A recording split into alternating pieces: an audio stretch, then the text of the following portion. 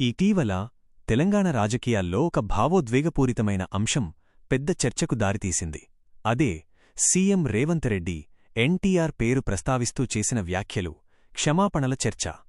ఈ విషయం బయటకు వచ్చిన వెంటనే రాజకీయ వర్గాల్లోనే కాదు, సినిమా అభిమానుల్లో, ప్రజల్లో కూడా తీవ్ర స్పందనలు కనిపించాయి. అసలు ఈ చర్చ ఎలా మొదలైంది? రేవంత్ రెడ్డి ఎందుకు ఎన్టీఆర్ పేరు తీసుకొచ్చారు? క్షమాపణ అన్న మాట ఎందుకు వినిపిస్తోంది? ఇది రాజకీయ వ్యూహమా, లేక నిజమైన భావోద్వేగమా అన్న ప్రశ్నలకు ఇప్పుడు సమాధానాలు వెతుక్కుంటున్నారు. ముందుగా నేపథ్యాన్ని అర్థం చేసుకోవాలి.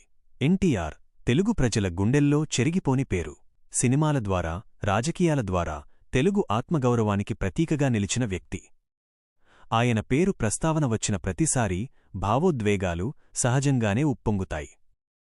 ఇలాంటి వ్యక్తి గురించి రాజకీయ వేదికలపై ఏ మాట వచ్చినా అది కేవలం రాజకీయ ప్రకటనగా మిగలదు, అది ప్రజల మనసులను తాకుతుంది.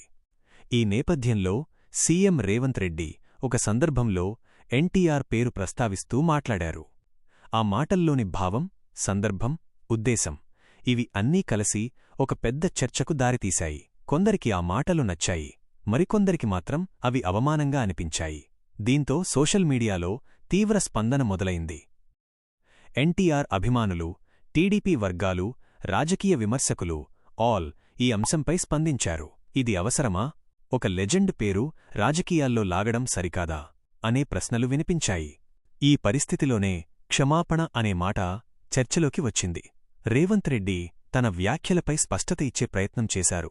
తన ఉద్దేశం అవమానించడం కాదని, ఎన్టీఆర్కు గౌరవమే తప్ప అవమాన భావం లేదని, ఎవరైనా బాధపడి ఉంటే అది తన ఉద్దేశం కాదని చెప్పినట్టు సమాచారం.